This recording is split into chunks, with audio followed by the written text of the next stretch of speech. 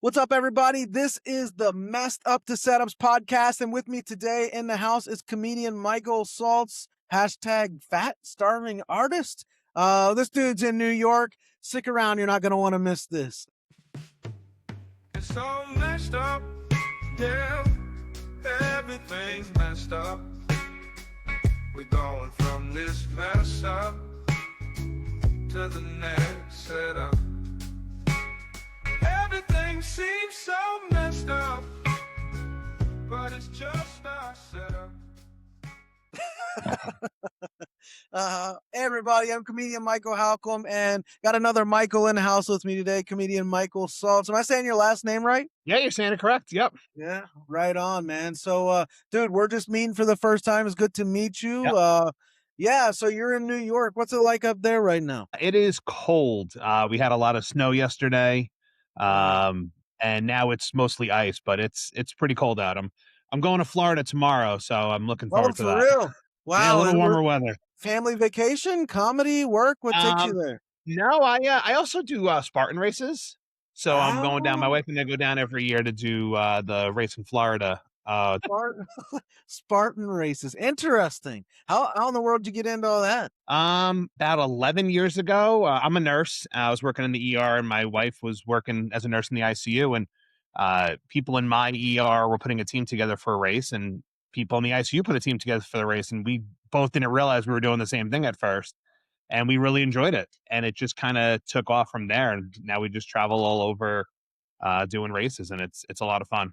Right Meet on. some good people. Wow. Yeah, very cool. So what about comedy, dude? How'd you get into that? I've always been the kind of person who's really into comedy, joke around and mess with people nonstop. Like that is literally my Your personality love to a T. language? Yeah. It is. I mean, we'll go to the cash register at the store and my kids will be in the way so I can't pay. And I'd be like, all right, tell the cashier what you did in the bathroom, like, and they get him like, no, tell them what you did. We unclogged it, but there's a little mess, like, so I'm also a fireman, and in our firehouse, Wow. we had a comedy show. And the first year we did it, I was like, wow, I wonder if I could do this, And then we did it the second year. And I'm like, I am definitely going to talk to the promoter about like how I would even start it. Like, I didn't even think about open mics, like how that was a thing. And he's a really awesome guy, Larry DiGregorio. And his son is Joey Frowns. They do a lot of comedy together, and they're just over the top great people. And Larry literally sat down with me and spent a lot of time with me going over different things and open mics and sent me some information and constantly was checking in on me. And I went to my first open mic. And, some of the books I've read, they call that, beginner's luck. Like it killed the first time, Right. And it was just an addiction from there. And I think I did what most first time open mic comics do. They go up there, you talk about inappropriate things, and you get the laugh of the people in the room. And, it's different from, I don't want to say who I am, because I do, mess around a lot and, some inappropriate stuff too. But for the most part, most of what I do is just nonsense, telling the Right. cashier, just, messing with people, Right. So, when I worked in the hospital, like I'd go in the room and tell the patient, we were supposed to go to MRI today, but your insurance was declined. So unless you want to pay for it, and they would be like, just stupid things. And I just kind of transformed into doing more clean comedy stuff. And everyone at our open mic is just super supportive and nice people. I really can't say enough good things about them. I've gone to some other mics that just weren't that way. And we just have some great people. And, I have really enjoyed it. And it's crazy to watch my transformation. I've only been doing it since March. Wow. To see my transformation from my first set that I did. I had done a guest spot for Larry. I did 7 minutes and I was like, oh my God, this is the best ever. Like it went really well. Like it killed. But to go back and watch that compared to what I did yesterday is just night and day. Wow. Yeah. So you've been at this like almost 9 months, 8-9 months, and what are like maybe one or two things that you've like the two biggest things maybe you've learned along the way so far? that there's Like, no if you competition in comedy. I would okay, say the biggest alright, thing I've learned is that there's no competition in comedy. If you're looking for someone specific, you are going to go with someone specific. You're gonna design a show based upon what your audience is gonna be, your makeup, and it I don't you not to take things personally, and I think that was the biggest thing that I learned is, "Hey, listen, I'm not my stuff might not be everyone's cup of tea, and your right, stuff might not be everyone's cup of tea." right. And it's just Yep, it's more supportive, and I legitimately wanna see everyone succeed. It's like when I yeah, used to watch The Sopranos and Tony Soprano would say, "Yeah, there's enough garbage for everybody," you know? There's enough comedy for everybody. There really is. It's there the truth, is. and that, you 100%, know, yeah. Agree a with you and I think totally. the other thing that I've learned is to stop storytelling. And it's so hard. It's so hard because when you're Mm, in a like, when you're with a group of people, whether you're at a wedding or you're at a bar or you're just meeting a bunch of my kids' parents, parents' friends for the first time, and you're telling a story, you're locking them in and you're hooking them, and they're waiting right, for to hear every word. But when you're on stage, at that moment, you would lose them. They're not interested, right, invested enough in you yet to listen to every word that you're saying. You have to capture right, their attention. Um, and that was the thing for me that I've been really, really working. I've been reading a lot of comedy books and just yeah, focusing on um, the rule of threes and hooking yeah. them in early and then punch, punch, punch, punch, punch, as opposed to here's this entire story about my life. And then at the end, it's, oh, he's really fat, like, and they're, ha ha ha. Yeah, that's funny. Right. But it took me 40 seconds to get to that laugh. Right, right. Um, so Mm, it's been a listen, it's been a short journey, it's been not very long, but it's been a really good journey of learning a lot of stuff. And I guess, you said two things, but I guess another thing I've learned is to just be really, really receptive, and right. try to get as much feedback from people who are experienced. I did a show, for Larry, um, like 2 weeks ago, and I did 20 minutes. Well, Great, first of dude. all, Wow. dude, I was up there and it was 100% clean, and I'm up there and I had my set list in my pocket just in case, Yep. and, I get to a point in my show where I go over a sponsorship that I have. It's a fake sponsorship, and I go over it, and it's really funny, but it's my way to take my set list out and read the sponsorship, but be able to look to see if I missed anything. Ah, And interesting. I was like, "Oh my, I can't." I'm like, "I've only been going for 5 minutes. He's gonna kill me. I can't. I'm almost like I'm halfway through." So I pulled out my set to look because the first half was stuff that was pretty newish to me, but the second half I knew no problem. And I look, I'm like, I didn't miss anything. I'm like, okay, I need to talk slower. And then I go through and I finish the set and I got off and I literally got off the stage and I went around to like the backside of the bar to go to the bathroom. And I was so pissed that I had only done like 5 or 6 minutes. And my Wow. wife comes running over. She's like, "Oh my God, that was amazing." I was like, "How long did I do?" She's like, 19 minutes. I'm like, "That was 19 minutes." Wow. I was just so hyper focused on not messing up, and Mm. time just stood still. And I went back and I watched it and it killed. It was a great set, but it felt so fast. Huh. And that was very hard to learn, which I'm still learning that. I haven't learned that yet. That was a very hard lesson to learn. And the headliner on the show, this comedian, magician, ventriloquist Gemini, he's been doing comedy type things for 30 years. And I was like, oh, listen, I'd really love some feedback. Be honest. I can take it. Like, I want to hear the truth.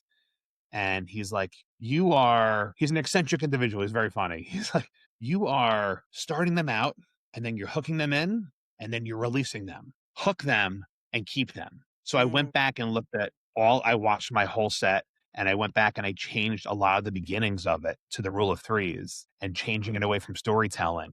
And Huh. it's so much better, Hmm. that way. So I love the feedback from people of how I can make things better and just their input. It's not everything that my wife and my friend Carrie go to every show. They're my biggest. They call them the saltines. They're the saltines. And their feedback is always honest. Like, hey, maybe next time you do this with the rapper, or you say it this way. Mm. You spoke too fast, and it's just little things that really make a big difference. Hmm.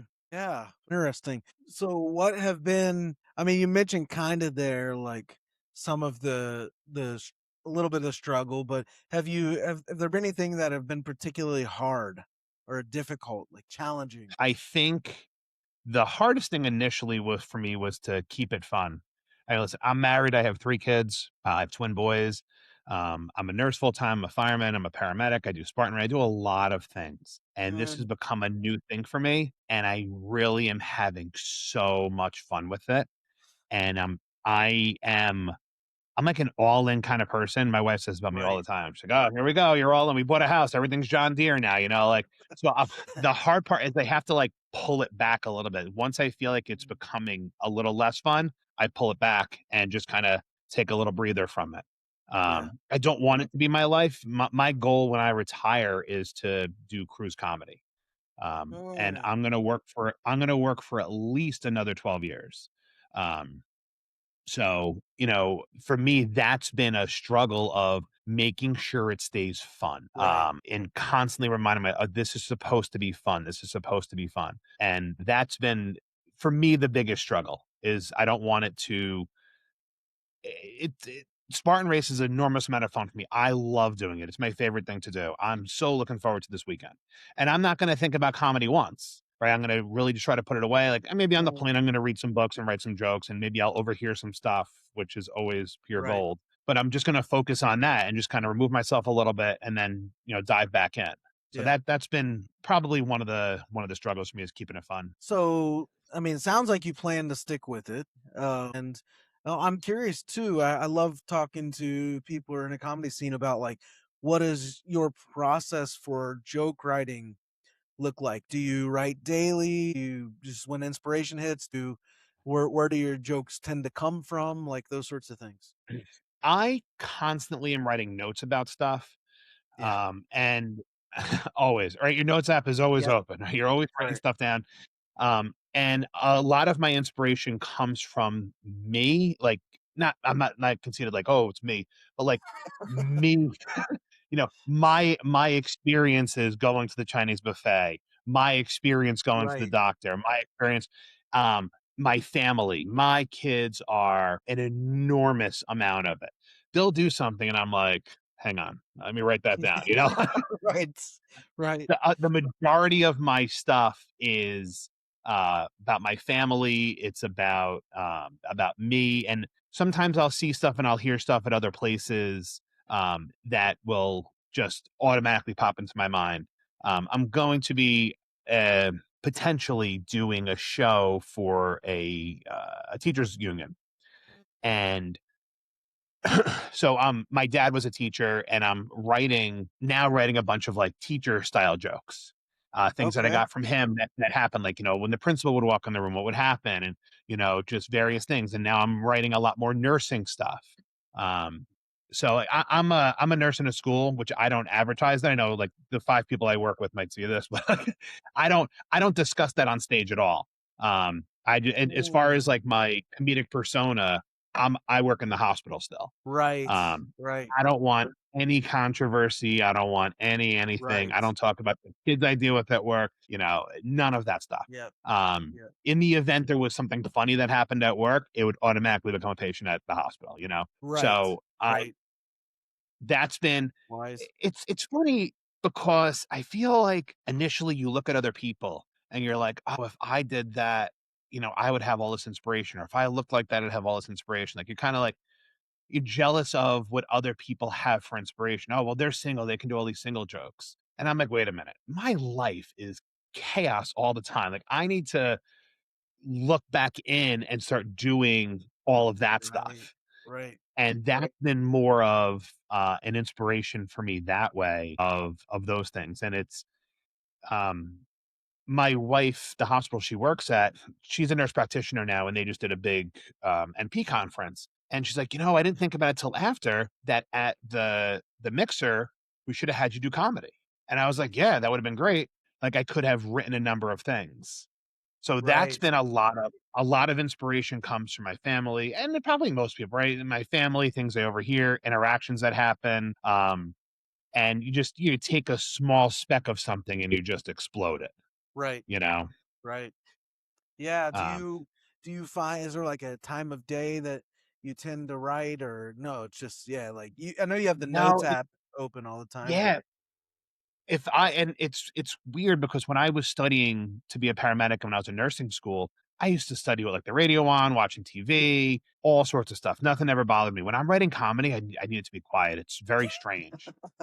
It's so weird 'cause I'm, like, focusing on it. I think that as I'm reading the books, that really gets the juices flowing. So I'll start reading yeah, and they'll talk about, anything, and all of a sudden, like, different ideas will pop into my head unrelated to what I'm reading, and right, I just start jogging things down. So I don't know that there's a time, I mean, I've woken up in the middle of the night and had an idea, and I'm like, "Oh, I'll remember that." And then now from now on, you know, I get up and write it down. yeah. Um, Have your have you your you know kids? what's Yeah, go good? ahead. Sorry, You you know, go it's ahead. funny you mentioned about, what got you into it. I actually forgot about this. I'm a huge prankster, like massive, massive prankster. And in the fire department, I'm the president of our volunteer company. And every year at the annual dinner, I write letters from other people to the membership or certain Ah, members. yeah. So like whatever year Aaron Rodgers got hurt on the Jets, I wrote this whole letter to the guys. We had a contest that we raffled off tickets to that game, and they won, and they were at the game. So Wow. I wrote a letter to them from the Giants head coach apologizing to them. This whole thing, and I cut and pasted his signature on it, and people think it's real. I it's Uh, unbelievable, and every year for April Fools, I do these crazy, crazy pranks that sound so believable that it's unbel and it's just I can't stand on stage and do my, Giant Jets joke, but that's just where my mind is, what kinda got me into doing that. have your kids seen you do stand up yet, or no? Yeah, so my kids have heard me doing it in the car, they've heard me Yeah. doing it in the house. This past weekend, they had an opportunity to go. So there's a place in New Jersey that they raise money for the neighborhood house, which it's exactly as it sounds. People from the neighborhood, they go and they can get supplies, they can go for the day. There's like some kid stuff there. And they had posted online, they were looking for some clean comedians. And I reached out to her. And there wasn't a ton of people there, but I asked her, I was like, hey, is it family friendly or is it just Right. clean? And she's like, no, it's family friendly. You can bring your kids. I was like, well, this is gonna be interesting. So there's an amazing, amazing kosher deli like 15 minutes from there. So I was like, Okay. "Guys, listen, we'll go, and then we'll go get this great food." So they went, and they were bored out of their minds at first. Listen, like any good comic, I got there an hour early, and the event started 45 minutes late, so we're sitting there for 2 hours. They were bored out of their minds. There was also poetry, so the first poet that went was talking about very explicit things. And Wow. I looked at my wife and I was like, "Huh, glad I cut out, like this little word, like something silly." I was Right. like I was like, "All right, whatever." So they got to see it. 15 actually, I did like 16:05 and 100% family friendly, clean. Awesome. I read the room, I made them a part of it. I'm like, "Wow, I usually start out with saying, thanks for getting me away from my family, but they're here. I don't really know what to Right. do with that." So that they had fun with it. They sometimes sometimes they get a little annoyed when I tell the true stories about them, you Right. know, Right. which is always good. My one son came home and said that he would have made the honor roll if his teacher put the good grades in before the bad grades. Yeah.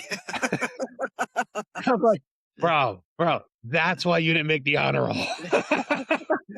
And he knows it's coming. He knows it's coming, right? Like you know, and but that whole bit is entirely true. He also created a TikTok account, and I found out about it by him following me. And he's not allowed to have TikTok. He's 13.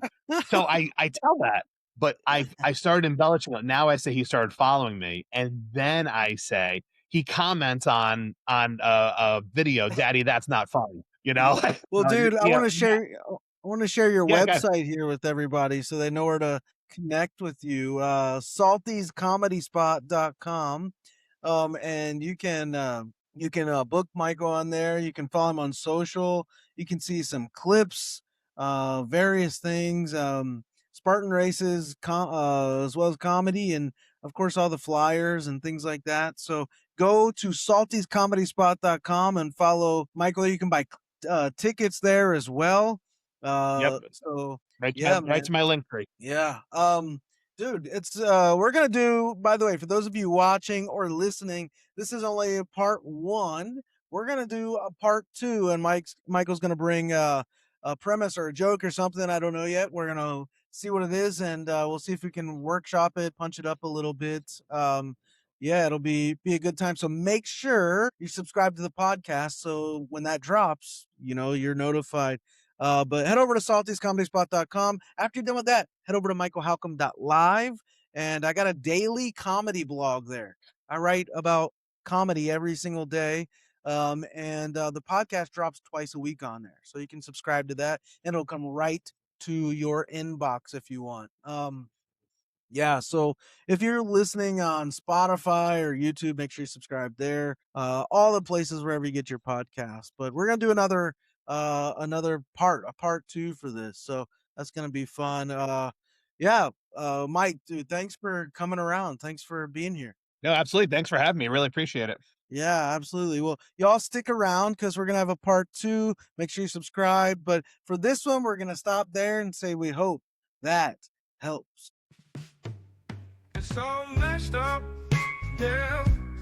Everything's messed up. We're going from this mess up to the next setup.